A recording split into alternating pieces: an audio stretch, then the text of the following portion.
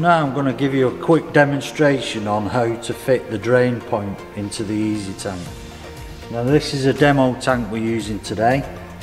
I've pre-drilled a hole here which is using a 43mm hole cutter. Now I will show you how good these drain connections are and how they work.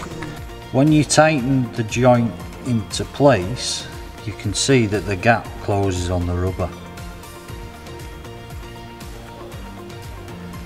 So as the gap's closing, the rubber is sealing between the tank. So I'll loosen that off, put that in, tighten it up. Now that is sealing as you tighten the nut. Once your drain point is in, you then add your 1-inch lever valve, because that is a 1-inch male thread connection.